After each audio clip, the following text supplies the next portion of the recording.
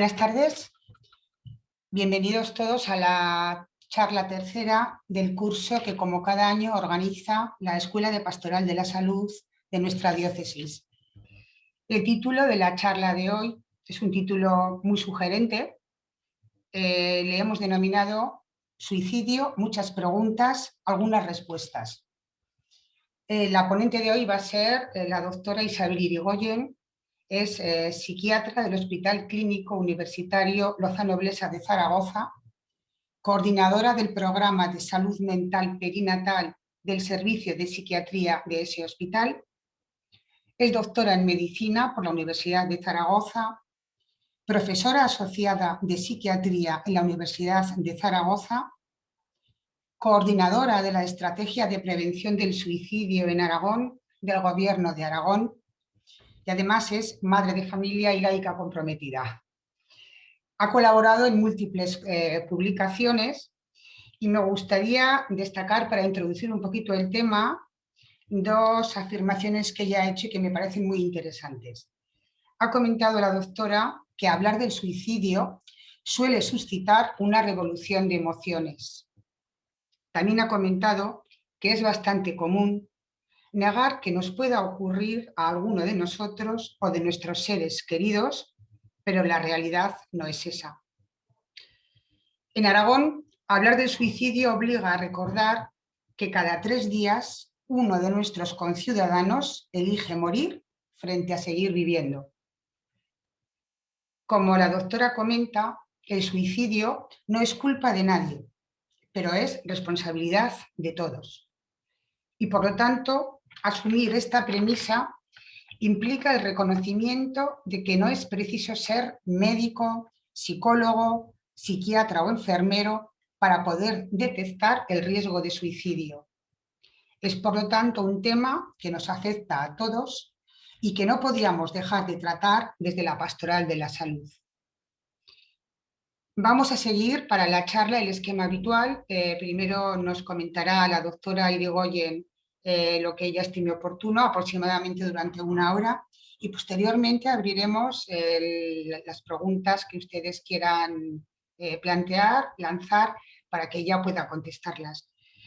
Dejo la palabra ahora a la experta en esta materia, que es la doctora Isabel Irigoyen, a la que ya de principio le damos las gracias por su disponibilidad para con la Escuela de Pastoral de la Salud, y seguro que nos va a plantear muchas preguntas y que nos dará alguna que otra respuesta, o al menos alguna pista que nos van a ser de muchísima utilidad. Muchas gracias y tenéis la palabra, Isabel. Hola, buenas tardes. Pues nada, encantada de estar aquí, de que me hayáis invitado, y efectivamente voy a tratar de hacer un recorrido por todo lo que es el suicidio, y os voy a plantear muchas preguntas. Algunas contestaré yo, pero incluso alguna dejaré para que podáis reflexionar finalmente vosotros. Voy a compartir la pantalla con una presentación que tengo. Bueno, ya estamos aquí. Bien, aquí he traído la cantidad de denominaciones que se refieren al suicidio, ¿no? Es una muerte innombrable, vergonzante, indigna, prohibida, deslegitimada, juzgada, ocultada y silenciada, incomprendida y muy estigmatizada. Es, como bien dice este libro, pues una palabra maldita. ¿Y por qué es así? ¿Por qué la muerte de suicidio es un tabú? Pues porque la muerte en nuestra cultura sabemos que también lo es, así como todo el séquito, ¿no? que rodea la muerte, la pérdida, el envejecimiento, las despedidas, la agonía, y ahí, como no, el suicidio, que es un tabú doblemente, ¿no? Sabemos que nuestra cultura prácticamente se ha desplazado de la muerte por el sexo como tema tabú, y en estos momentos lo que antes era difícil hablar, pues prácticamente lo tenemos en las pantallas de televisión todos los días en relación a toda la parte más de, como decía, del sexo. Entonces, el miedo a preguntar de dónde viene, pues nos genera a cualquiera de nosotros. Pensemos, si reflexionamos un poco, la ansiedad por hablar de la muerte. Pensamos que si hablamos de la muerte, incluso con nuestros seres queridos, vamos a poder tener incluso consecuencias catastróficas, vamos a provocar más daño. Pero es que además existe una muy falsa creencia, que es la que nos hace más daño en el caso del suicidio, es que la creencia de que hablar o preguntar por el suicidio, por la muerte deseada, induce conductas suicidas, como ya ha dicho Maripaz anteriormente. Además, en general, pensamos, ¿qué decimos, no? Una persona que nos dice que se quiere matar o que está deseando morirse. Todo esto complica mucho, ¿no?, las posibilidades de intervención, y además cuando uno tiene una cultura, tiene unos valores detrás, resulta muy difícil poder zafarse de ellos y tener una actitud crítica, que es lo que hay que tener siempre que nos enfrentemos a una persona de nuestro entorno que nos está diciendo que se quiere matar o que se quiere morir. Bien, las cosas han cambiado mucho en medicina, y cosas que antes estaban fuera de los hospitales, como son la muerte y el nacimiento, se ha desplazado hacia el hospital, con lo cual esto implica pues, que prácticamente se entiende que estos son temas sanitarios, ¿no? Y como son temas sanitarios, pues el resto de la población pues, prácticamente no puede hacer nada más lejos de la realidad. Pero si miramos un poco en los antecedentes del suicidio, porque el suicidio existe lógicamente desde que la humanidad está aquí, pues vemos que en algunas culturas, voy a hacer un repaso muy rápido, podía estar socialmente aceptado, como en la cultura en Mesopotamia. En algunas culturas china y japonesa sabemos que incluso se considera un acto de honor y de lealtad, y hay actos ceremoniales. Los mayas veneraban a una diosa, que era la diosa del suicidio, y en la Grecia clásica pues hay mitología que tiene que ver con el suicidio, ¿no?, de distinto tipo, en la que no me detendré. Los filósofos pues, han afrontado la muerte y el suicidio desde distintos puntos de vista. Algunos lo rechazaban, como Platón o Aristóteles, y sin embargo otras escuelas, como los estoicos, consideraban que era un acto voluntario en un momento dado para salvar la dignidad personal e incluso un compromiso ético con la propia persona. Por eso Séneca decía que el suicidio es el último acto de una persona libre. Luego hablaremos de este tema de la libertad. En la Roma imperial, pues con la diferencia por clases, estaba prohibido entre los esclavos, y sin embargo se consideraba un acto honorable entre la clase que estaba en la élite. Al final del Imperio Romano, cuando ya empieza el culto precristiano, empieza a ser un acto condenable, y como sabemos, durante muchos siglos se les ha negado a las personas que se han suicidado la sepultura, se ha llegado a destruir su testamento, incluso se ha llegado a confiscar sus bienes, se consideraba un delito. Dentro de la Iglesia Católica, pues el suicidio ha sido penado muy rígidamente por las leyes religiosas, y así concilio tras concilio, en los cuales tampoco me detendré, y seguro que muchos de ustedes tienen más formación que yo, pues se han establecido que el suicidio era un crimen, que iba en contra de los designios de Dios, e incluso se establecían castigos a las personas que lo intentaban. Incluso los suicidas fallidos a veces solían ser condenados a muerte, como podemos ver, una cosa muy, muy paradójica. Sin embargo, entrando ya en la edad más moderna, ¿no?, en el siglo XVII y hasta principios del siglo XIX, pues empieza a haber una dualidad entre los filósofos. Algunos lo entienden desde la libertad individual, y es lícito pues, para toda esta lista de personajes célebres, de eruditos que pongo aquí, y sin embargo para otros, pues bueno, es una condena, por lo que he dicho, ¿no?, porque la presencia del cristianismo en Europa pues, ha tenido un papel muy importante, ¿no?, en el desarrollo de nuestra sociedad, y la idea era que Dios era el único que tenía la facultad de dar y de quitar la vida. Y aquí tenemos a un filósofo reciente como es Camus, que dice: el suicidio es el único problema filosófico serio. Bueno, enfrentarnos a nuestra propia muerte, ¿no?, podría ser uno de los problemas filosóficos más importantes que tenemos. En el siglo XIX hay un cambio ya, y se empieza a estudiar el suicidio desde un punto de vista médico y sociológico, y así se empieza a atribuir a un trastorno mental que puede tener la mayor parte de las veces que ver con una depresión, aunque no siempre, como ya veremos. Entra en escena también Freud, donde empieza a hablar del instinto de la muerte, del tánatos, y luego llega a un punto de vista muy interesante, que es el punto de vista de un sociólogo francés en 1897, de Émile Durkheim. Él dice, era un sociólogo judío, que dice que el suicidio tiene mucho que ver con el nivel de integración y de regulación social del individuo dentro de la propia sociedad, ¿no? Y él hablaba en esos momentos de algo que ahora en nuestra sociedad actual podemos decir que ha perdido una cierta vigencia, y es que la familia, los hijos y también la pertenencia al área rural favorecen el nivel de integración social del individuo, mientras que el divorcio y las áreas urbanas lo perjudican. Y cuando él hablaba del suicidio, porque estableció una tesis sobre el suicidio, decía que era esto: las familias y los hijos eran un factor protector, y esto es así, lo seguimos viendo, pero la pertenencia al área rural, él consideraba en aquella sociedad del siglo XIX que era un factor protector, y sin embargo veremos como los datos que tenemos ahora en Aragón no son así.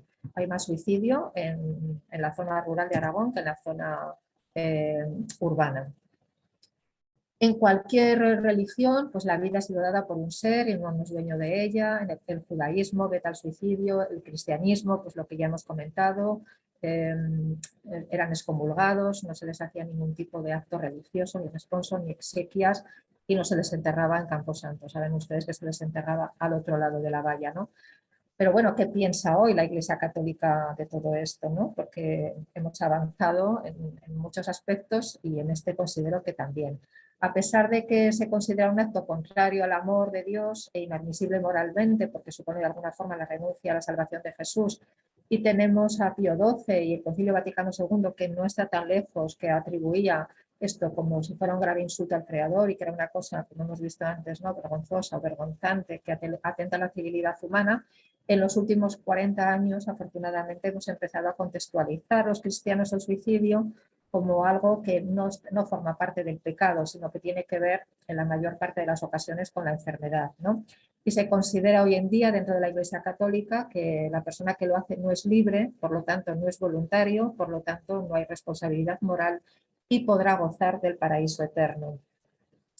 ¿Y cómo actúa la Iglesia Católica en el suicidio de uno de sus fieles a día de hoy? Pues de la misma forma que en el resto de muertes. Así es como debería de actuar.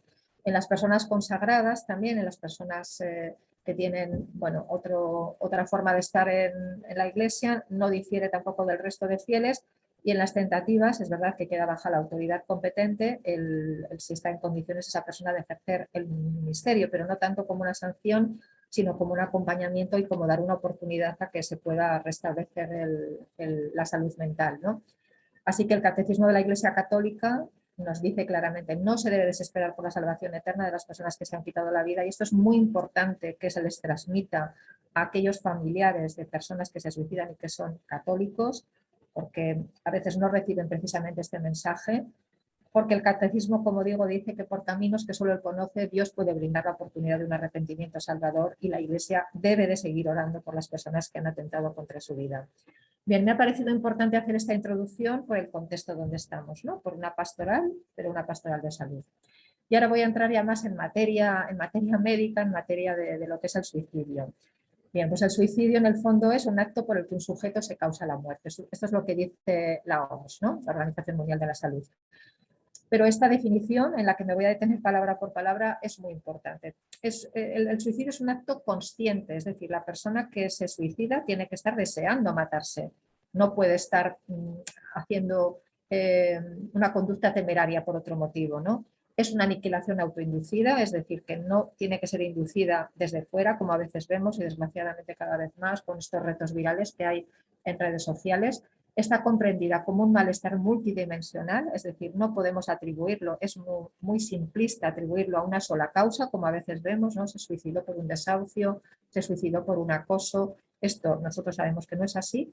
Y una parte que es fundamental y es la que más nos ayuda a la hora de hacer la prevención, y es que esa conducta en ese momento se percibe como la mejor solución. Y lo de en ese momento es fundamental, porque a veces unas horas después directamente esto ya ha cambiado.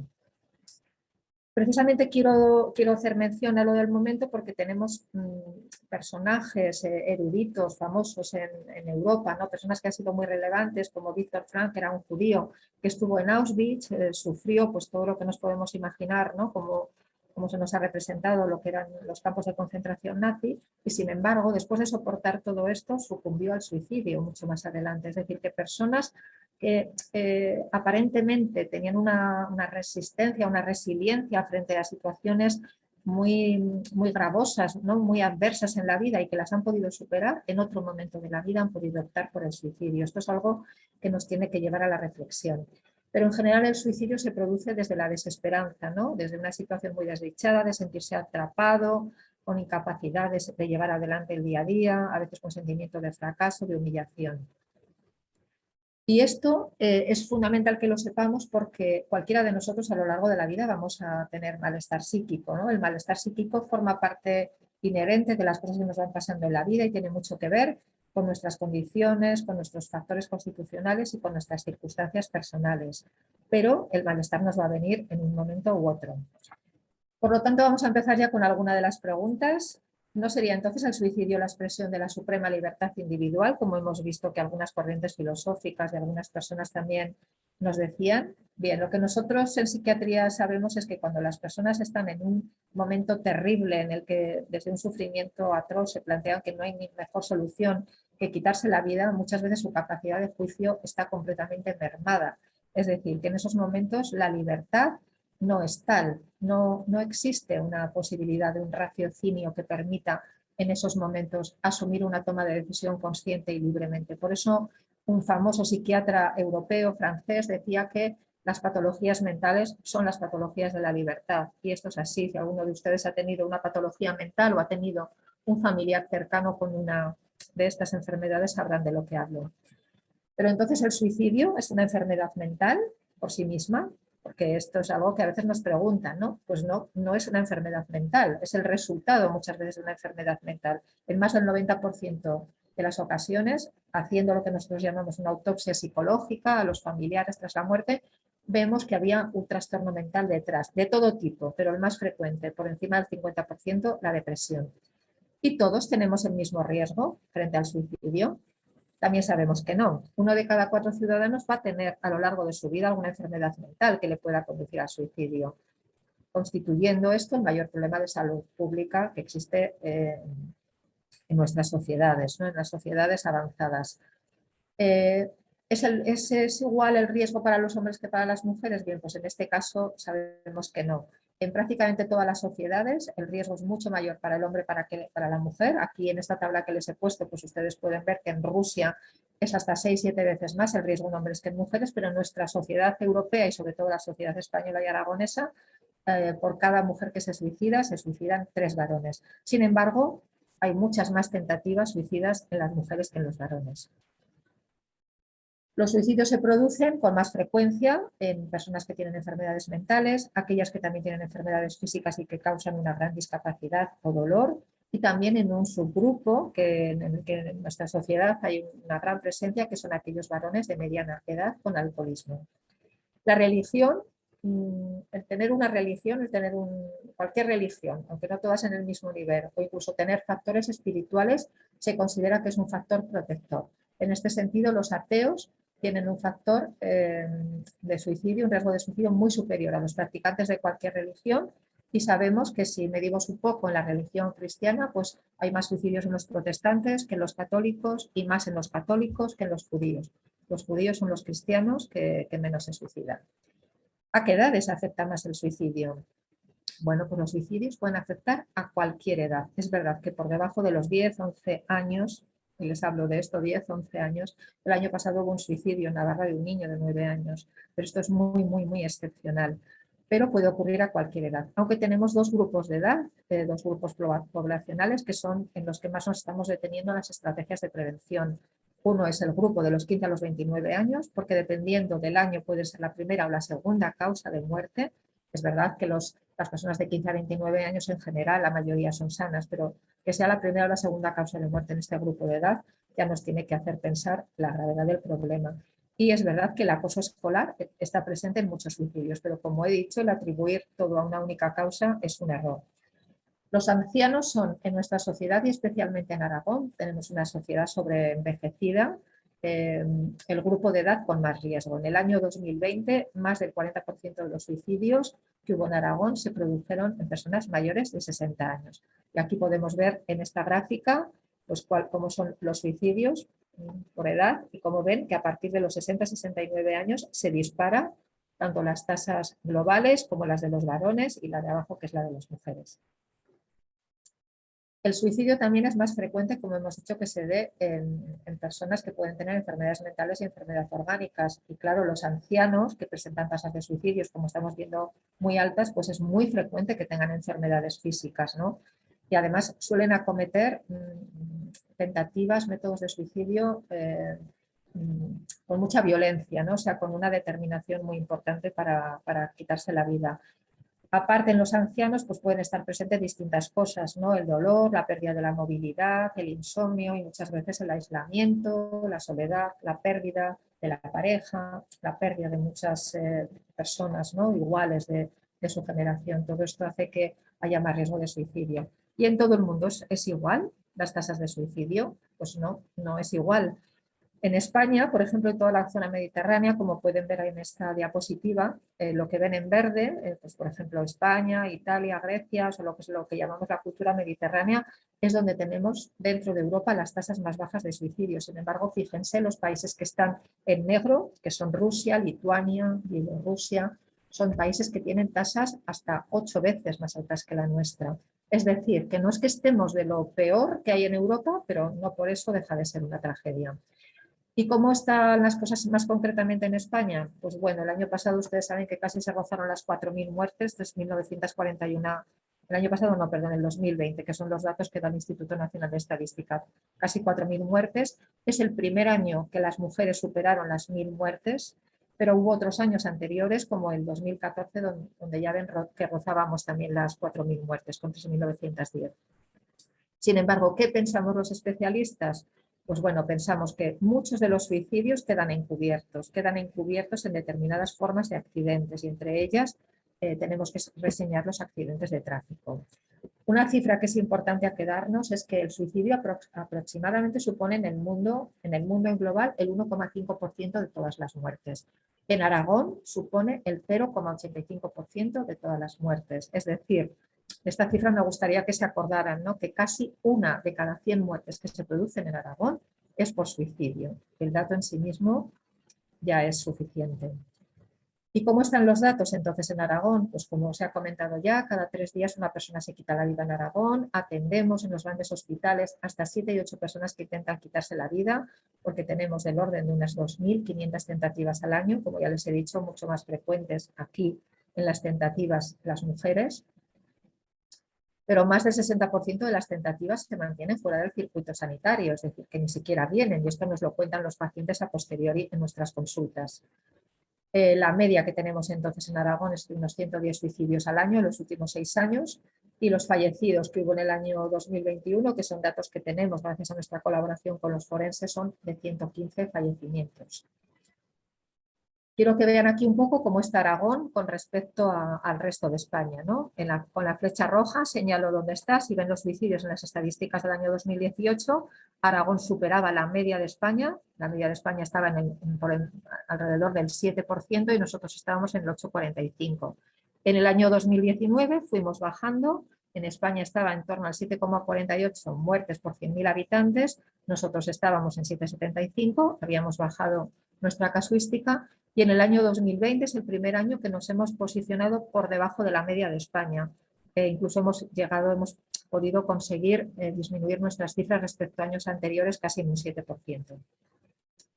Pero no ocurre igual en todas las provincias de Aragón. En este mapa, aunque vemos aquí pues, que Aragón parece que está representado con una media de suicidios desde el año 2018 entre 9 y 12, si vemos aquí a la derecha en el mapa del Observatorio del Suicidio la distribución por provincias, pues vemos que ese año hubo más en cuanto a tasa, no en número absoluto. La tasa por 100.000 habitantes fue superior, o sea, se suicidaron con más frecuencia las personas en Huesca que las de Zaragoza y que posteriormente las de Teruel.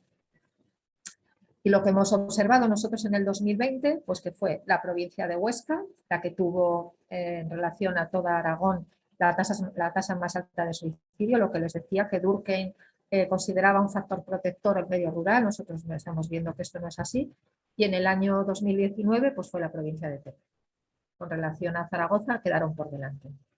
¿Qué ha pasado con el COVID-19? Porque es ineludible hablar del COVID-19. Bueno, nosotros esto ya lo estamos viendo y ustedes también en los medios de comunicación, ¿no? Cómo se está afectando a la salud mental y yo siempre digo que levante la mano el que no le haya afectado a su salud mental pues todo esto que hemos vivido, ¿no? Durante estos 2 años y lo que todavía está coleando. Pero bueno, había estudios ya de la Gran Depresión, de la Segunda Guerra Mundial.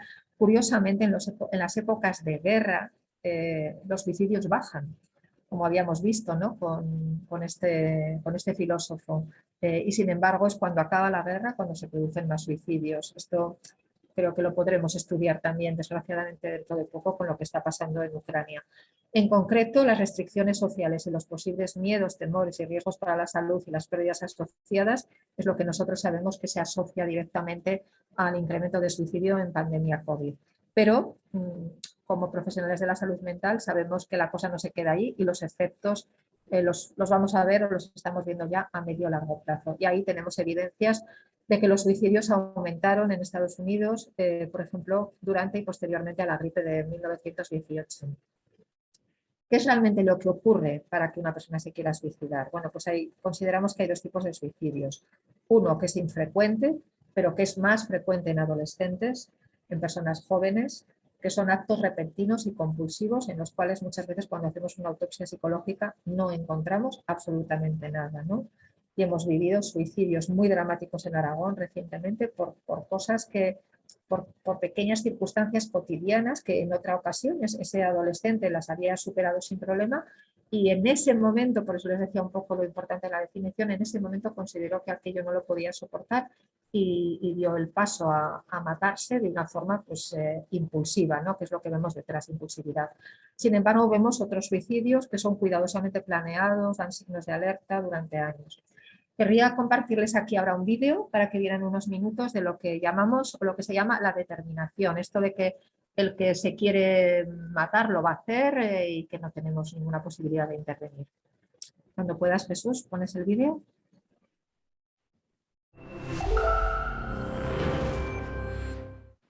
I recently retired from the California Highway Patrol after 23 years of service.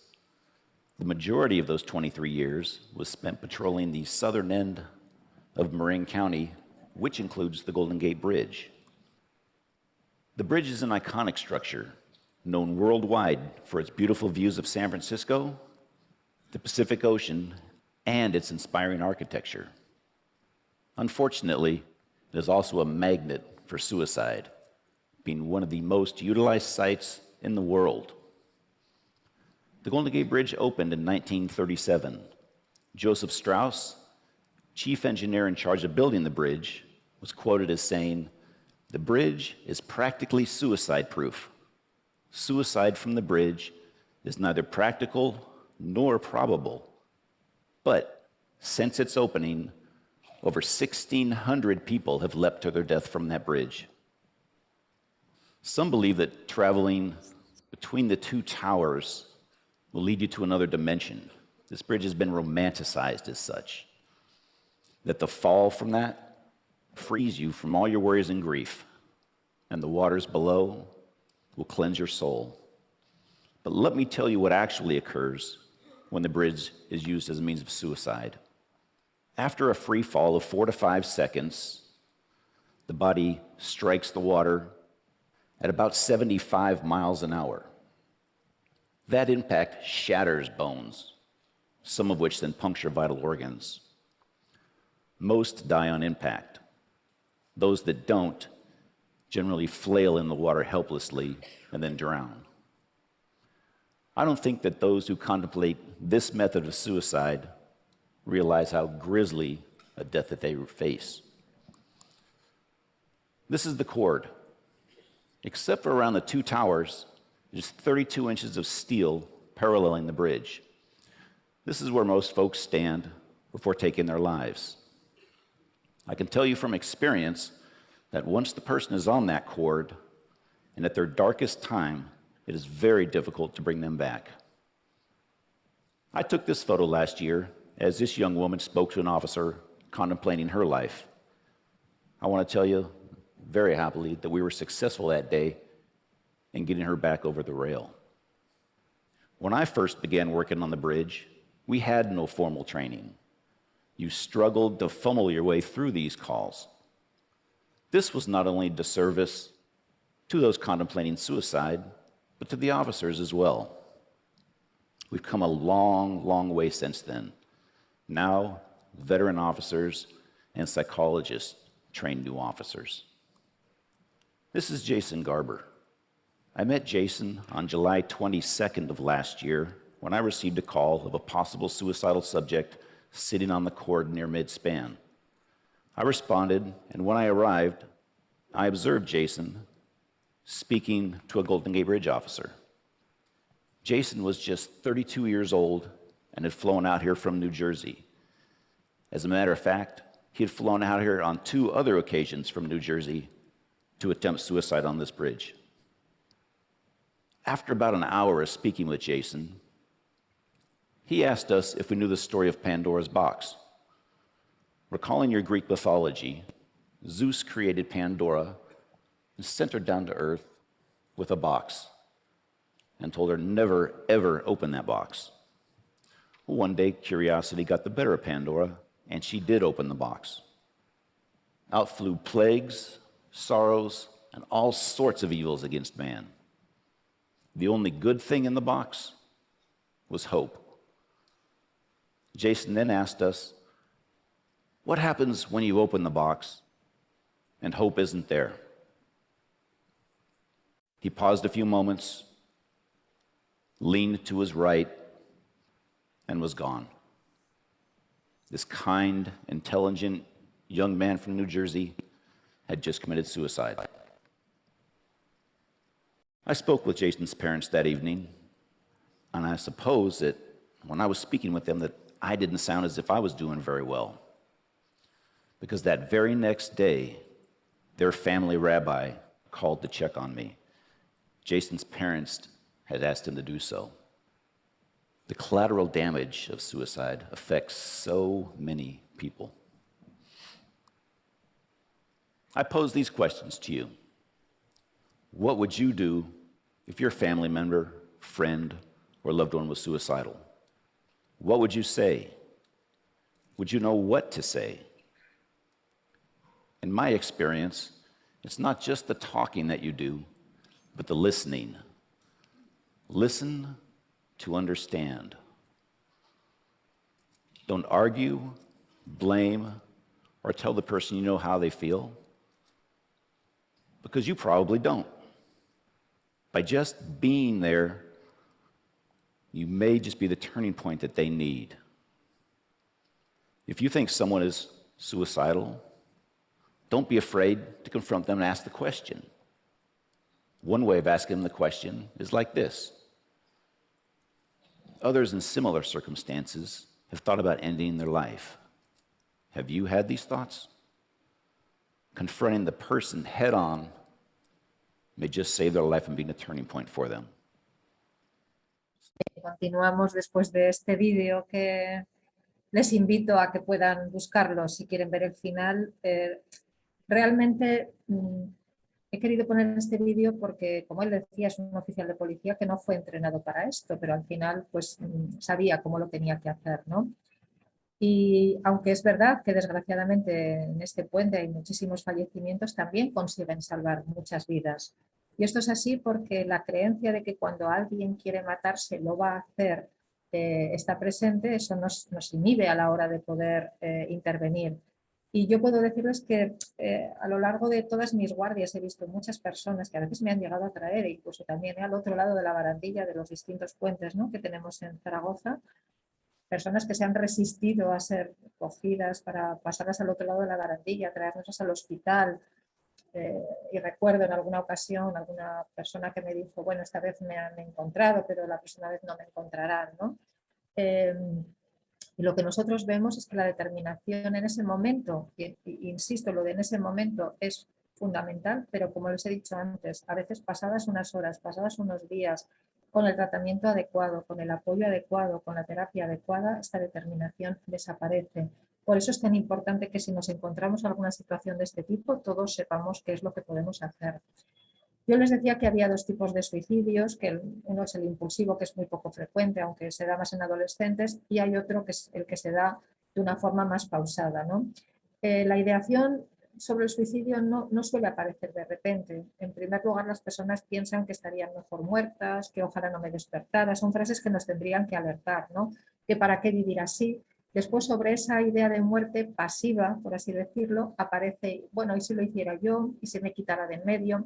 Aparece ahí un periodo de ambivalencia en el que uno se plantea, bueno, ¿qué es lo que puede pasar? ¿Cómo me puede afectar? ¿Cómo puede afectar esto a mi familia?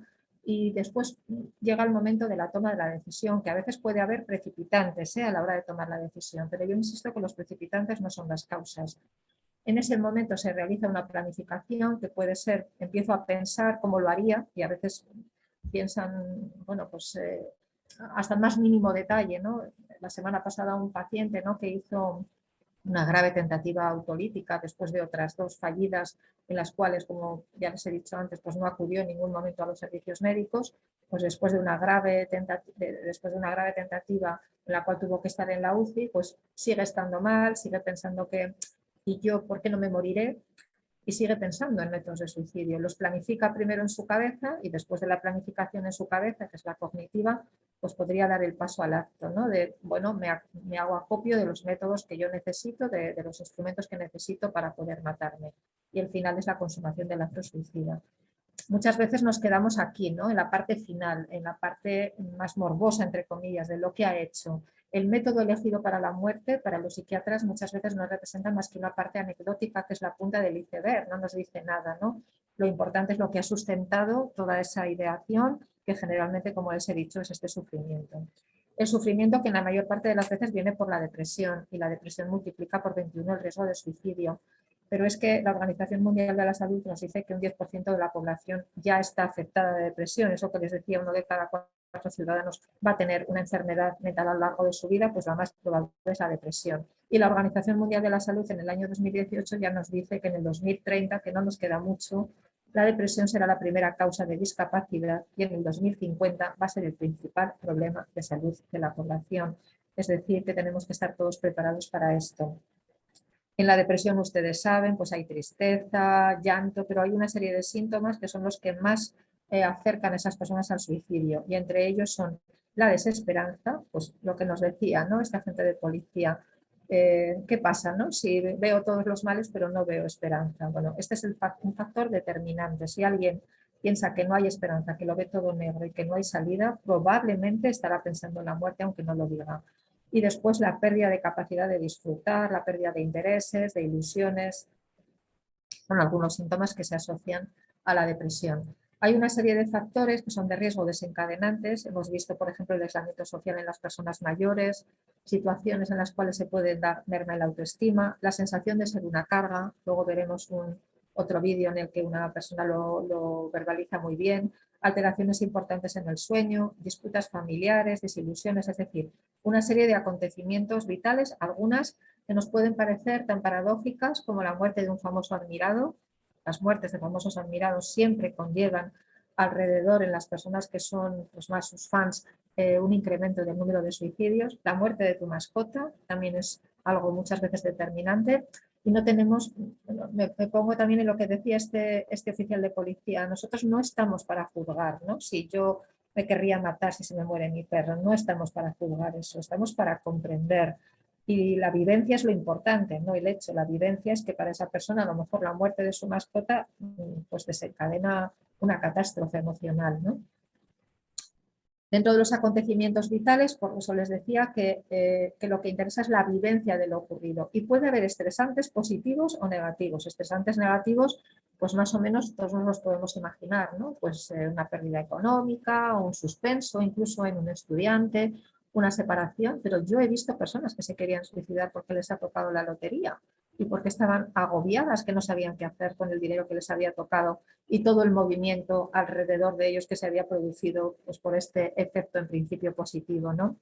Y dentro de los acontecimientos vitales, por supuesto, la muerte de una persona querida es uno de los acontecimientos vitales más estresantes, pero como decía también este oficial, cuando la muerte es de un ser querido por suicidio, el estrés es máximo. Es uno de los mayores factores de estrés que puede sufrir una persona y en concreto un padre. La muerte por suicidio de un hijo es quizás el factor estresante más grave al que se puede enfrentar. ¿Cuáles son los signos de alarma que podemos ver? Bueno, pues parece que está poniendo en orden su vida, porque hay cosas que las tenía ahí aparcadas y ha empezado de repente a querer dejar todo extrañamente organizado. Muchas veces nos habla, ¿no? de una forma que nos cuenta como cosas autobiográficas que también nos suenan extrañas, escribe cartas, ha pedido una cita con el notario. Recuerdo en una guardia, ¿no? que nos trajeron una mujer que había intentado suicidarse por un tema, una mujer con ideas paranoides, ¿no? Pensaba que todo el pueblo estaba en contra de ella y esta mujer pues le dijo por la mañana a su marido que quería ir al notario. El marido la verdad es que no le dio importancia. Afortunadamente, cuando el marido se fue de casa y la mujer lo intentó, él se había olvidado algo, volvió y la pudo rescatar y hoy en día está esta mujer viva. Por eso digo que es tan importante el poder parar ese momento, ¿no? Cambios en la espiritualidad, esto es muy importante. Personas que son creyentes y de repente tienen un alejamiento extraño a la religión. Recuerdo otro caso de una mujer, ¿no?, que era una gran practicante y que dejó de ir a misa, decía que ya eso ya no le interesaba, intentó suicidarse también de una forma muy grave. O lo contrario, no he sido nunca creyente, pero en el momento de la muerte todos sabemos que a veces uno hace una reflexión, ¿no?, sobre su vida y puede haber una aproximación extraña hacia cualquier religión, hacia cualquier espiritualidad. Regala cosas, expresa sentimientos de fracaso, de desesperanza, todo esto, si lo vemos a nuestro alrededor, nos tiene que inducir a por lo menos aproximarnos y preguntar. ¿Cómo podemos cada uno de nosotros mejorar la salud mental y prevenir el suicidio? ¿Pero esto realmente se puede hacer? Pues sí, porque igual que existen factores de riesgo, existen factores de protección.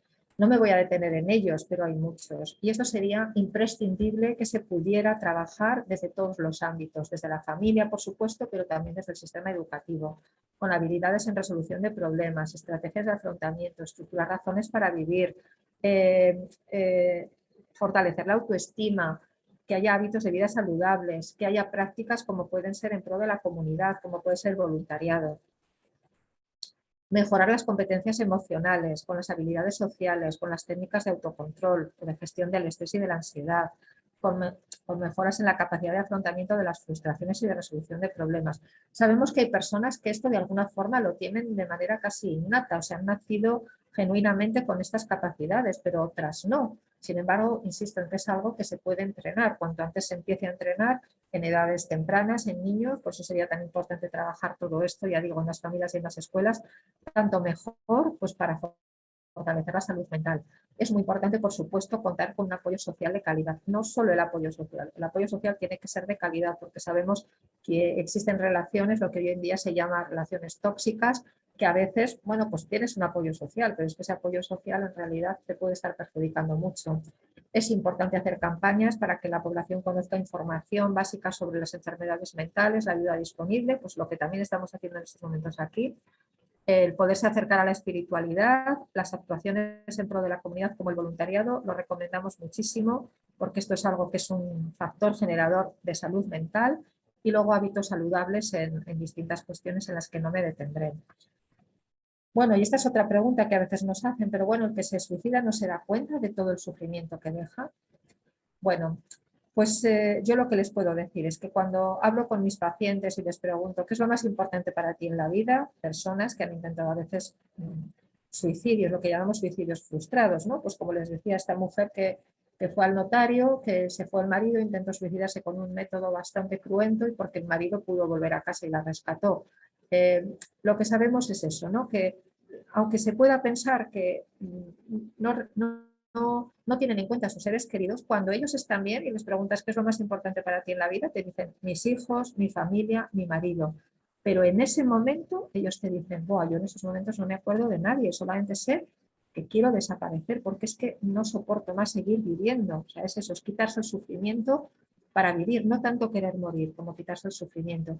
Por eso todos estos arquetipos de que suicidarse es de valiente, que los que se suicidan son egoístas porque mira lo que dejan, bueno, pues la realidad es que ellos en esos momentos, como hemos visto, no tienen libertad para poder elegir por el altísimo sufrimiento. Pero es verdad que para las familias realmente lo que dejan detrás es desolador. Hicimos esta colaboración con el Heraldo, precisamente sobre el suicidio adolescente, cuando vivir resulta difícil de soportar, precisamente porque veíamos que esto estaba ocurriendo cada vez más en poblaciones más jóvenes. Bueno, y aquí llegamos a una de las grandes cuestiones, ¿no?, que tiene que ver con la responsabilidad de todos. O sea, esto no es culpa de nadie, pero todos podemos hacer algo en un momento dado. ¿Qué pasa si le pregunto a alguien si está pensando en suicidarse? ¿Es que puedo inducirle a que lo haga?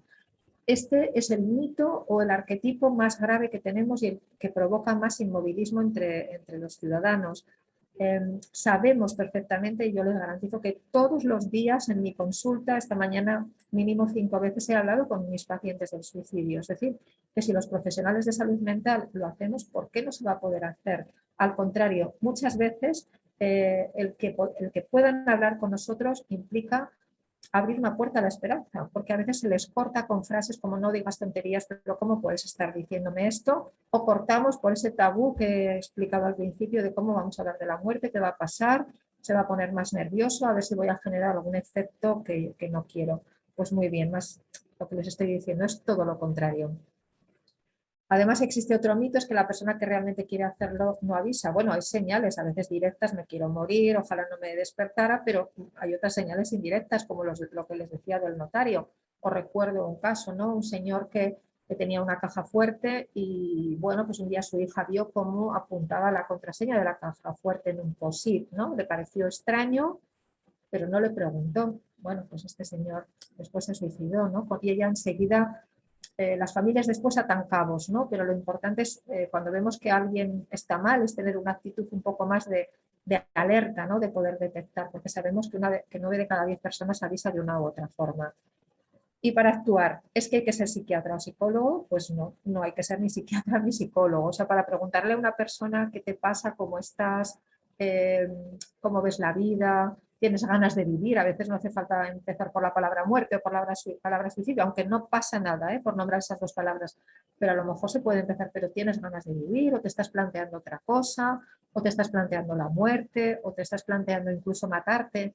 Se puede entrar de esta manera. De hecho, hay este programa americano que se llama así, Pregunta, Persuade y Refiere, que hacen entrenamiento a cualquier persona de la población que lo quiera hacer en cursos online. Hay algunos que los hacen en castellano y son gratuitos.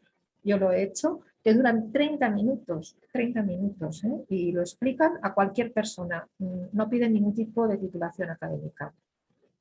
Bien, ¿y la sociedad qué puede hacer? Bueno, pues lo primero es que tengamos un trato digno, no discriminatorio hacia todo lo que significa enfermedad mental, porque ustedes saben que hay una estigmatización frecuente del que está deprimido es porque quiere, el que tiene una esquizofrenia porque está loco, y en eso es muy importante la colaboración de los medios de comunicación y todas aquellas personas que son líderes en la población para poder acercar unas opiniones que sean de este tipo, no estigmatizantes sino discriminatorias, porque muchas veces lo que se consigue es pues precisamente eso, ¿no? El rechazo.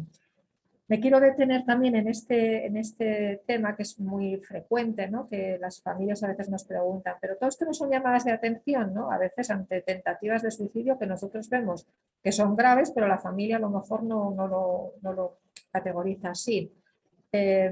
Pues las llamadas de atención, si existen, que algunas veces existen con respecto al suicidio, eso lo tiene que decir un profesional de la salud mental, no lo tiene que decir un lego, ¿no? O sea, no lo tiene que decir un familiar. Bueno, esto solo lo hace por llamar la atención, porque oímos muchas frases de este tipo, ¿no? Si lo dice no lo hará, cuando alguien intenta suicidarse es que solo es una llamada de atención, el que se quiere suicidar lo hace porque nadie lo puede detener.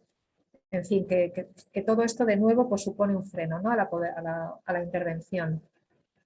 ¿Y qué puedo hacer yo? Bueno, pues en caso de duda, si alguien te está hablando de la muerte, la peor opción, sin ninguna duda, es no actuar. Hay que actuar.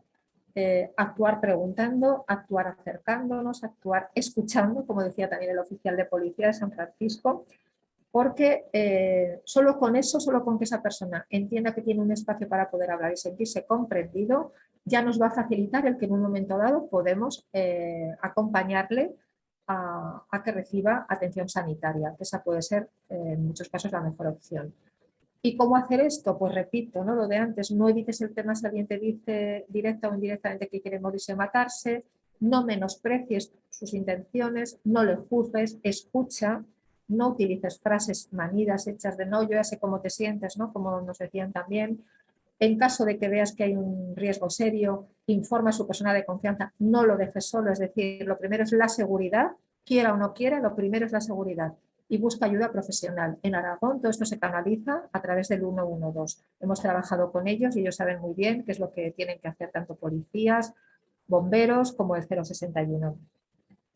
¿Y qué es beneficioso en esos momentos? Pues preguntar y escuchar preocupaciones, tratar de disminuir la desesperanza, las posibilidades que puede tener de ayuda, evitar discusiones. Yo he visto discusiones en nada más terminar un intento de suicidio grave por parte de la familia. Por eso decíamos, ¿no? Que tiene que ser unas relaciones de calidad, que no todo vale, ¿no? Evitar situaciones estresantes, crear un clima positivo, supervisar de forma discreta, pero ya digo, si hay que contener, se contiene, impidiendo el acto y pidiendo ayuda urgente.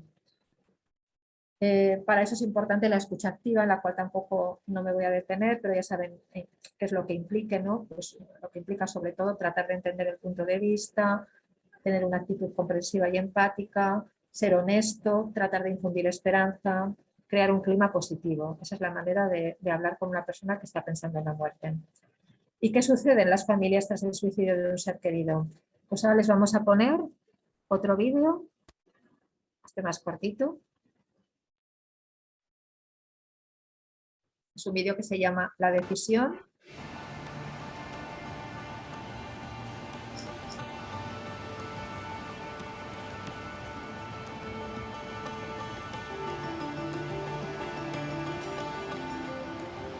Al final decidí desaparecer. Yo, en mi caso, era tirarme al mar. Me tiro al mar y ya está. Y en ese momento pues me surgió la necesidad de llamar a una de mis hermanas, a mi hermana mayor, y despedirme. Y oye, hasta aquí llegué, lo siento mucho, y hasta que ella creo que nombró la palabra mágica que fue espérame. Espérame, que voy a hablar contigo, un momentín, espérame. Y la esperé y aquí estoy. Mi hijo se llamaba Miquel, tenía 19 años, no tenía ninguno de los factores conocidos de riesgo, nunca lo había mencionado, nunca nos habían dicho nada sobre el tema del suicidio, nunca se habló en casa y simplemente un día, por una simple discusión de pareja, en un mal momento y en un mal lugar, murió por suicidio. Cuando recuerdo ese día encerrada en un vestuario de trabajadores del tren y que llorando, chillando, sentada en el suelo donde nadie me ofreció agua y donde yo no daba credibilidad a lo que había pasado, me encontré muy, muy sola, que nadie me daba nada, encerrada. Y después no puedes creer que esto te está pasando a ti, porque nunca piensas que esto te va a pasar a ti. Yo durante esa época no trabajaba y estuve 24 horas con ella todos los días y bueno, al cabo de una semana y pico de tomar la medicación, pues cuando salimos a tomar un café con unos amigos, que ella nos dijo no, he quedado yo con una amiga para salir a dar una vuelta, nos fuimos a tomar un café y cuando volvimos pues nos encontramos con que ella ya había tomado la decisión. Porque su decisión es que fue de una salida a un sufrimiento en un momento dado y que esa decisión no está tomada en base a una libertad. Y esa es la gran creencia equivocada que hay en torno al suicidio. No es una decisión libre, es una decisión que está tomada bajo una presión de un sufrimiento emocional terrible, donde una situación que es normal, ellos lo viven, que es indefinida, que es para siempre, que es irresoluble, que no tiene solución y por ello se le hace insoportable. Siempre te suelen decir, de esto se sale. Sí, vale, tranquilo, que de esto se sale, estate tranquilo, vale, muy bien. Y yo estaba rodando mi cabeza así, de esto se sale, de esto se sale, de esto se sale, pero a la vez estaba pensando otras cosas, que era el acabar, el quitarme, pero no quitarme del medio por sufrimiento propio, sino más que nada por no estorbar, por no hacer sufrir a los que tenía alrededor. Bueno, quería sobre todo que vieran esto, ¿no? La perspectiva del paciente, ¿no? Como esa palabra mágica, ¿no? Que le dijo su hermana, espérame, cambió todo. Puede parecer una tontada, pero a veces cosas así dan un vuelco a la situación, ¿no? Y luego quería que vieran también a Cecilia Borrás. Ella es una madre que, como nos ha explicado, perdió a su hijo de 19 años y es una mujer que montó la primera asociación de familiares, personas que han perdido a alguien de su entorno por suicidio, porque realmente no existía nada en aquel momento y necesitan pues, un gran apoyo, ¿no? Ahora podemos decir que en Aragón nosotros tenemos ya la posibilidad de remitir a las personas que han sufrido un suicidio entre sus familiares y allegados, los podemos remitir a un grupo de apoyo. Esto hace año y medio no existía en Aragón, pero ahora estoy contenta de que esto sí que es así.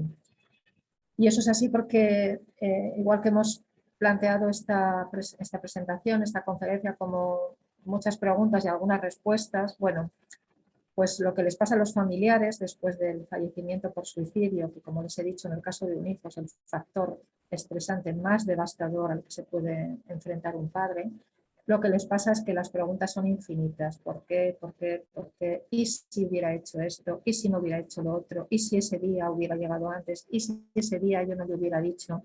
Realmente es una concatenación de preguntas que es infinita y de las cuales muchas veces no tienen ninguna respuesta. Tendrán que aprender a convivir con todo eso.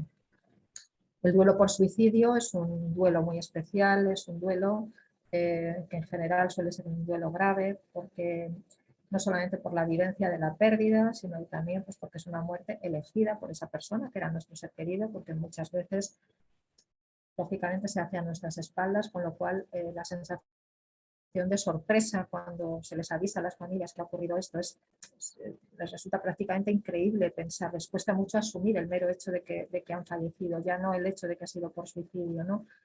Entonces, son procesos de duelo en los que aparece también el riesgo de suicidio para esas personas, son personas en riesgo.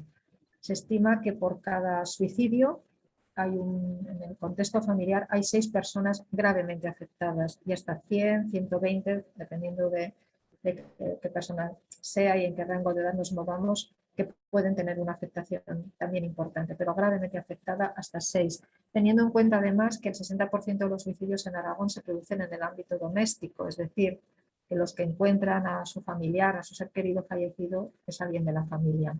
Hemos desarrollado en Aragón este díptico tras la muerte por suicidio de un ser querido, donde ponemos los recursos que hay para supervivientes y damos algunas pequeñas claves, ¿no?, de aspectos que hay que tener en cuenta para personas adultas y también en la infancia y adolescencia, porque como les digo, es un duelo en muchas ocasiones devastador. Por eso es muy importante, ¿no?, que, como decía al principio, para todos aquellos que sean creyentes, pues la Iglesia Católica sea también un sitio, ¿no?, donde puedan sentirse arropados y recogidos y no juzgados, ¿no?, como a veces ocurre y nos cuentan algunas familias. ¿La conducta suicida es hereditaria? Pues no, la conducta suicida no es hereditaria, pero existe un cierto efecto llamada que es similar al del puente, ¿no? Pues cuando el ingeniero lo construyó dijo, va, este es antisuicidios, y resulta que se ha convertido en un imán para los suicidios. Y esto nos ocurre, todos sabemos, en Teruel hay sitios donde la gente se suicida con más frecuencia, en Zaragoza también. Quiero decir que ese efecto llamada de la ubicación, donde sabemos que si allí intentamos una tentativa suicida, pues es probable que lo consigamos, eso queda en el imaginario de la población. Por eso hemos trabajado tanto con los medios de comunicación para que sobre todo no hagan mención al método, que el método, como les he dicho, es lo más anecdótico, sino que intenten siempre poner el valor en que si ha habido un suicidio y quieren informar al respecto, pues que probablemente detrás había un problema de salud mental o un trastorno mental y dónde pueden acudir para recibir ayuda. ¿Por qué tenemos que prevenir el suicidio? Bueno, esto es del 2017, pero el 2018, 2019 hasta el 2020 era pues muy parecido. 1.200 muertos por accidente de tráfico en España, 55 fallecidos por violencia de género en España, 3.700 fallecidos por suicidio, unos 10 fallecimientos al día en España. Y ustedes saben la ingente cantidad de dinero que se ha invertido, por ejemplo, ¿no?, en campañas de prevención para los accidentes de tráfico. Y podrían revisar su memoria para ver cuántas campañas institucionales han visto con respecto al suicidio, cuando sabemos que el suicidio es entre 2,7 y 3 veces superior a los accidentes de tráfico, 14 veces superior a los homicidios y las cifras de suicidio son hasta 85 veces superiores a las de violencia de género. Ninguna campaña institucional en España, nosotros en Aragón hemos empezado a hacer una, que a lo mejor algunos de ustedes han visto carteles en la calle y creo que en los próximos meses podremos sacar un spot en televisión. ¿Y qué ha ocurrido? Pues que por esta ingente inversión, por los accidentes de tráfico en el año 2000, había 6.000 y pico muertes y hemos conseguido bajar a 1.500. Sin embargo, pues ya ven, el suicidio, eso ha sido una bajada del 70%, ¿eh? El suicidio prácticamente igual, aunque ya hemos visto en el año 2020 el tope de nuestra casuística, 3.941 muertes. Y en el caso de la violencia de género, pues aunque pueda parecer que ha disminuido poco, ha disminuido un 20%, de 63 a 46. Bueno, pues la DGT ha invertido muchísimo dinero y cada vez que hay un repunte en accidentes de tráfico, invierte más dinero. Sin embargo, pues ya vemos, ¿no?, que lo que nos ocupa hasta ahora prácticamente nada. Algunos de ustedes habrán podido ver que el Gobierno de España ha lanzado una información al respecto de que a primeros de mayo vamos a tener la primera línea estatal. No teníamos hasta ahora ninguna. Quiero decir, nos teníamos que valer en el apoyo del 112, del 061, teléfono de la esperanza o distintos teléfonos que hay, pero no teníamos ninguna línea estatal para prevención e intervención del suicidio, que, como digo, parece que va a estar disponible a partir del 9 o del 10 de mayo. Sin embargo, esto en otros países es algo que funciona desde hace mucho tiempo. Pues de nuevo lo mismo, ¿no? La inversión a nosotros nos llega tarde. ¿Y qué estamos haciendo en Aragón? No me quiero detener aquí, pero si alguno de ustedes tiene interés en ver en qué consiste la estrategia de prevención del suicidio que yo estoy coordinando, pues pueden localizar este documento en la página web del Gobierno de Aragón, simplemente poniendo estrategia Suicidio Aragón. Es un documento marco en el que se recogen 13 áreas de intervención muy ambiciosas y en las cuales estamos trabajando desde enero del 2020. Nos pilló de por medio la pandemia, pero hemos podido avanzar bastante. Y bien, ¿hay personas sin riesgo de suicidio? Pues esta es la pregunta final que les quiero dejar a ustedes. ¿Creen que hay personas sin riesgo de suicidio? ¿Creen que ustedes no lo harían nunca? ¿Creen que no forma parte de su cultura ni de sus valores y que pase lo que pase, por enfermo que esté, por triste que esté, por circunstancias sobrevenidas terribles, desagradables que puedan darse en mi entorno personal, familiar? ¿Nunca lo harían? Me gustaría que después de cada uno, por supuesto, una reflexión individual, pudiera hacerlo después de esta charla. Eso es lo que me gustaría, aparte de lo que les he dicho, que no tengan miedo de intervenir en un momento dado. Y aunque no pienso como Camus, que ya hemos visto que con su nihilismo pues, apunta frases de este tipo, como el acto más importante que realizamos cada día es tomar la decisión de no suicidarnos, no pienso como él, pero sí que es importante que si vemos que una persona de nuestro entorno puede estar tomando la decisión de suicidarse, que eso sí que es el acto más importante de ese día y probablemente de nuestras vidas. Y con ello termino. Muchas gracias. Isabel, muchísimas gracias por la charla que nos has dado. Me ha parecido maravillosa y no es por dorar la píldora. Nos has hecho un recorrido estupendo por la parte del origen que muchos también desconocemos, un poquito la evolución histórica para contextualizar. Me ha parecido sobre todo muy importante, aunque ahora pasaremos a las preguntas que hay en el chat, sobre todo el que nos hayas dado pistas y yo me quedo con la idea de que aunque es un tema muy triste, me quedo con una idea de alegría, de que podemos, en algunos casos, podemos intervenir, podemos prevenir, podemos actuar, que es lo que tú, la palabra, ¿no?, que concretamente has dicho. Podemos hablar de este tema sin ningún miedo, sin ningún tabú, con nuestros hijos y con las personas que tengamos al lado. A mí, yo me voy con esa idea de la conferencia, de verdad, a pesar de ser un tema duro, sobre todo por el duelo que queda en las familias, pero nos has dicho, nos has dado pistas, signos de alarma, métodos donde podemos acudir, recursos que tenemos en Aragón y en toda España. Entonces, sinceramente, me voy con la idea de que podemos hacer algo. No es algo que está ahí, sino que todos podemos hacer algo y por tanto volvemos a qué responsabilidad de todos. Entonces, muchísimas gracias.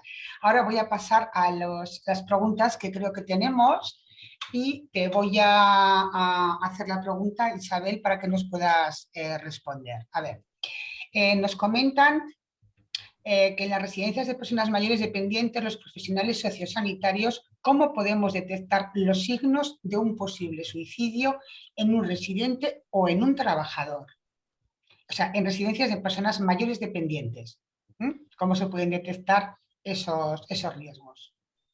Bueno, la verdad es que las personas que viven en residencias, claro, es su entorno donde viven, ¿no? Entonces, el personal normalmente los conoce muy bien, es decir, que suele haber un trato muy directo, conocen, ¿no?, también muchas veces cosas de su vida, ¿no?, pues de su entorno familiar, pues si tienen hijos o tienen hijos, si les visitan o les visitan, si tienen esta enfermedad o tienen otra. Es decir, que van a poder, creo yo, apercibirse más fácilmente de cambios que a veces son más groseros, a veces son más sutiles, a veces son señales verbales, como he dicho, hombre, si alguien nos está diciendo ojalá no me despertara mañana, ojalá Dios se me llevara, está claro que nos está hablando de la muerte.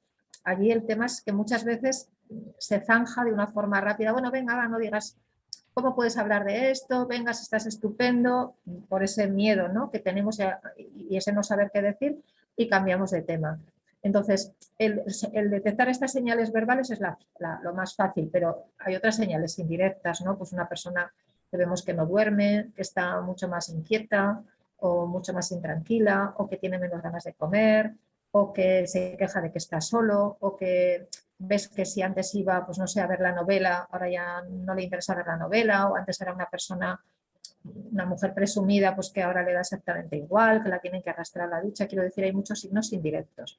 De todas formas, también desde la estrategia, en la misma página web, donde les he dicho, buscando estrategia Suicidio Aragón, tienen un documento que hemos hecho desde el Gobierno de Aragón, que es una guía práctica para la prevención del suicidio precisamente en personas mayores, que está en formato papel y la hemos distribuido por todas las residencias de Aragón, en formato papel, pero que está en formato también que se puede descargar.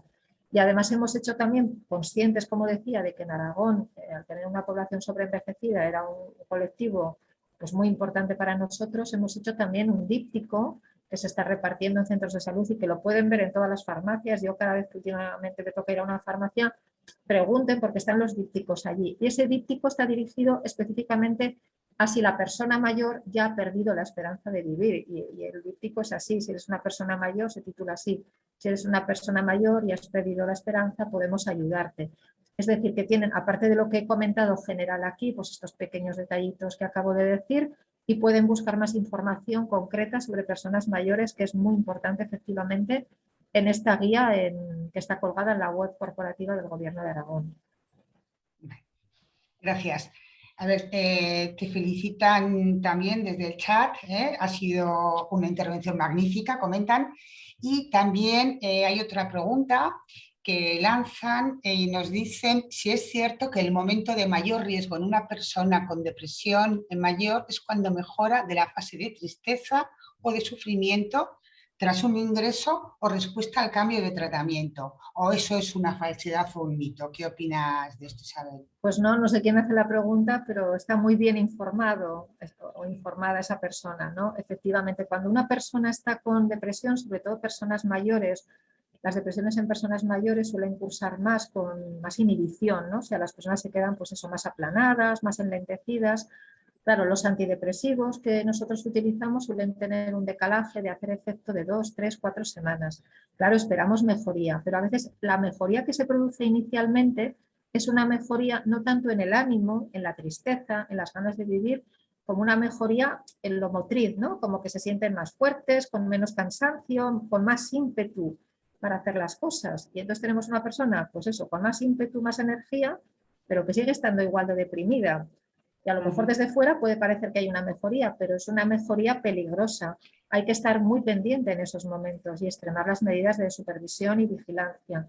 Y también cuando salen de un ingreso, sea un ingreso por un motivo psiquiátrico, es decir, que han ingresado por una depresión en una planta de psiquiatría, sea que estando deprimidos han ingresado por un motivo médico, el que sea, ¿no? Una hipertensión, cualquier cosa.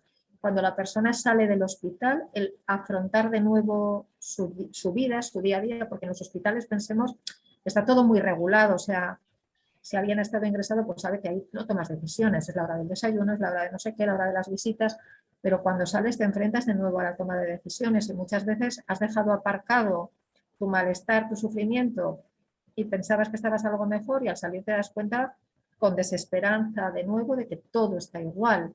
Entonces es un momento también de riesgo. Esto no es ningún mito, así que ya digo, la persona que lo ha hecho creo que está bien informada. Vale. Gracias. Te puedo, a ver, vamos a ver.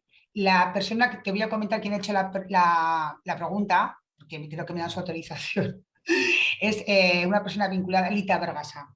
Entonces, como lo pone públicamente, te lo comento porque está muy vinculada al tema y por eso conoce la pregunta. A ver, me dicen también que como Pastoral de la Salud, ¿cómo podemos ayudar desde la escucha y el respeto?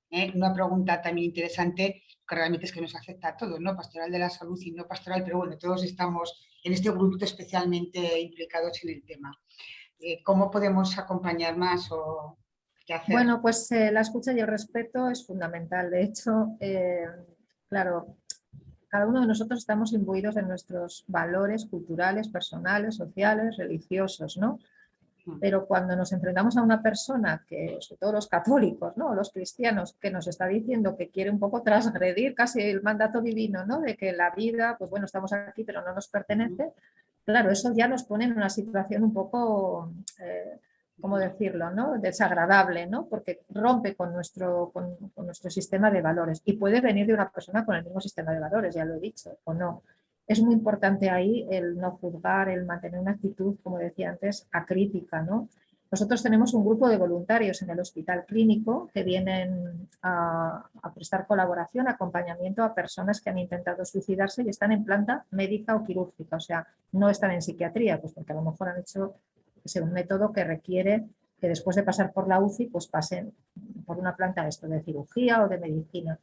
Y hago la selección de los voluntarios. Y lo primero que les pregunto es esto, bueno, pues si tú te encuentras con una persona que es de otra religión completamente distinta, otros valores completamente distintos, ¿no? ¿Tú qué vas a pensar de esto? Porque muchos de los voluntarios que vienen son del circuito católico, entonces, claro, teniendo en cuenta lo que hemos dicho, esta historia, ¿no?, que nos lastra tanto, pues si no somos capaces de ser tolerantes y respetuosos, pues es que es mejor que no hagamos una aproximación.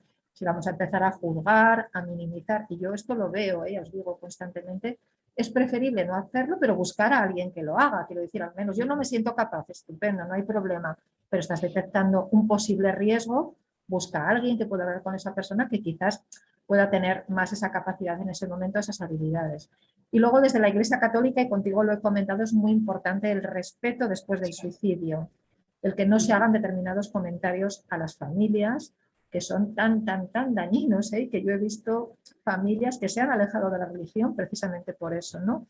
Porque se han sentido juzgados, como padres en concreto, ¿no?, por el hecho de, bueno, de no haber educado a tu hijo en lo que tú estás y fíjate al final cómo ha acabado, ¿no? O sea, con frases muy lamentables, que esto puede ocurrir en cualquier entorno, quiero decir, a veces con poca mano izquierda, puede ocurrir incluso en los policías que llegan a casa para intervenir o en el juez, el forense, pero claro, el policía, el juez y el forense para un católico es, en fin, son gente de la sociedad, pero que te lo diga un sacerdote, por eso lo del respeto, la tolerancia por delante, y ya digo, si no somos capaces porque creemos que no vamos a poder hacerlo porque nos chirría tanto, busquemos a alguien que lo pueda hacer. Bien. Me parece muy importante la idea de no estigmatizar, eso es fundamental, ¿no? Y luego trabajando también con personas en el ámbito sanitario en el que nos movemos, me parece que es fundamental, porque también nos hemos encontrado con esto en el acompañamiento espiritual, muy importante el acompañamiento espiritual, sean de la profesión que sean, y estoy totalmente de acuerdo contigo. O sea, hay que tener mucho tacto, mucho cuidado, mucha empatía y mucha caridad, ¿no?, con las personas que quedan después, ¿vale? Fundamental. No sé si hay alguna pregunta más. Pueden descargar el documento de Estrategia de Prevención del Suicidio, me lo ponen desde una dirección que hay en concreto del Arzobispado, está ya puesto en el chat. Y no sé si alguien quiere preguntar alguna cosa más o compartir alguna idea. A mí lo que siempre me ha preocupado mucho el tema de la familia que queda, ¿no? Por eso digo lo de empatizar, acompañar, no juzgar, no estigmatizar, y cómo les escuchas, ¿no?, la escucha activa de las familias, que para mí son los que realmente tienen aquí en la vida un calvario, ¿no?, porque tienen que vivir arrastrando todo ese peso, toda esa mochila de culpabilidad. A las personas, a los familiares que quedan, ¿cómo podemos ayudarles, Isabel? ¿Qué podemos hacerles? Acompañarles, pero ¿cómo a quitarles un poquito esa carga de culpabilidad? A mí me preocupa muchísimo eso, ¿no? Lo que no pude hacer o no hice en su momento, o porque no lo hice o porque no lo vi. ¿Cómo se puede actuar ahí? Bueno, pues esos que se quedan con muchas preguntas, ¿no? Ya. Pues decía, y es para ellos como un martirio, ¿no? Bueno, Bueno, por la primera diapositiva que he puesto, ¿no?, esa muerte deslegitimada, ocultada, silenciada, bueno, es que es así como se sienten las familias, ¿no? Te dicen a veces, pues bueno, que cuando murió su hijo, pues no vino tanta gente al tanatorio, ¿no?, como ellos esperaban. Mucha gente no va porque no sabe qué decir, pero hay veces que es que no hay que decir nada, ¿no? Pues es que ¿qué vas a decir? Que lo sientes y poco más. Y a veces dicen cosas como, ¿y no te diste cuenta de que estaba mal? Por eso decía lo de ser muy cuidadoso, ¿no? Es preferible callar y a lo mejor eso, dar un abrazo y aquí estoy para lo que necesites, no hace falta decir mucho más. si ocurre esto en tu entorno laboral, ¿no? Pues nos han dicho a veces también. Pues me incorporé al trabajo y un compañero vino a darme el pésame, el resto me hicieron un gesto así cuando me vieron, porque lo mismo, no sabían qué decirme.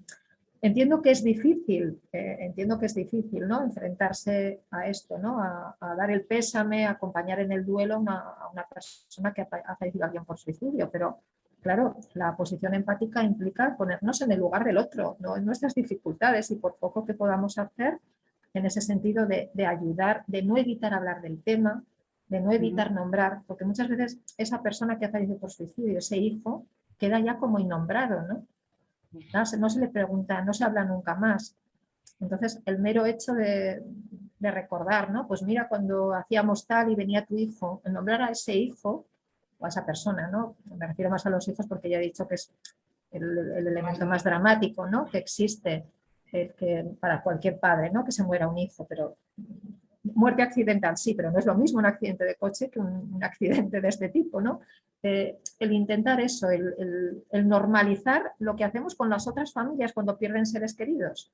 Esa sería un poco la clave simple, ¿no? Intentar normalizar eso, no escondernos, no hacer cosas que no haríamos, ¿no? Tratar de ponernos en el lugar del otro, porque de verdad que es que las familias te lo dicen, ¿eh? Constantemente, que reciben, pues que no, y pierden muchísimas relaciones, porque cuando ellos se dan cuenta de que nadie les llama, de que nadie les manda un WhatsApp, de que si antes quedaban, pues no sé, cada 2 semanas para hacer no sé qué, y de repente ese grupo ya no les llama, o sea, es que ellos dicen, si no pueden estar aquí para apoyarme en este momento, es que prefiero que no estén, porque es ahora cuando lo necesito, y es por eso que son tan importantes los grupos de ayuda mutua. Ya digo, en Aragón hay uno, ¿no? De familias, casi todos son padres, que han perdido hijos por suicidio, y allí encuentran alivio, porque ahí pueden hablar con tranquilidad de cómo se sienten.